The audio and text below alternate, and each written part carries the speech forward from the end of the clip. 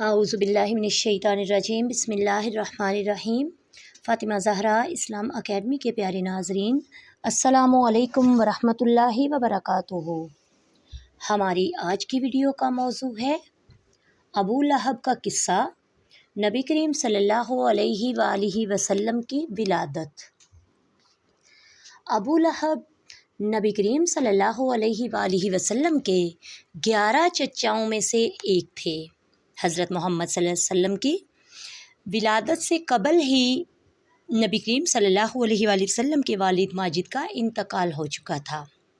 پیدائش کی ساعات قریب تھیں تو آپ کے دادا عبد المطلب، جو اس وقت خانہ خدا کے متولی تھے، مروجہ رسوم و رواج کے مطابق خانہ کعبہ کا طواف کر رہے تھے اور اللہ تبارک تعالیٰ سے اپنے بیٹے عبداللہ کے ہاں بیٹے کی ولادت کی دعائیں مانگ رہے تھے۔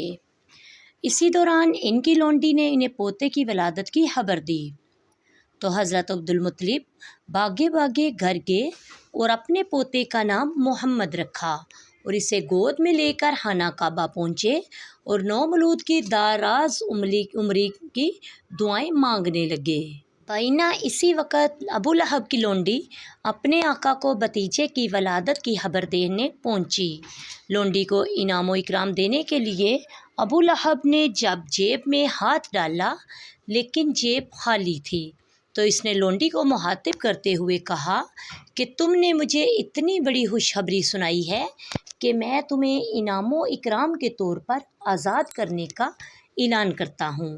اگر کسی کو عرب کی تاریخ کا علم ہو تو وہ اندازہ لگا سکتا ہے کہ کسی لونڈی یا غلام کے لیے آزادی کا کیا مطلب ہوتا ہے۔ ابو لہب سے زیادہ بدبخت تو اس کائنات میں کوئی نہیں۔ قیامت تک اس شخص پر لعنت بھیجی جائے گی۔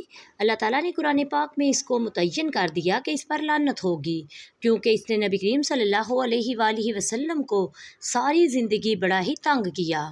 لیکن اللہ کے رسول کیا فرماتے ہیں؟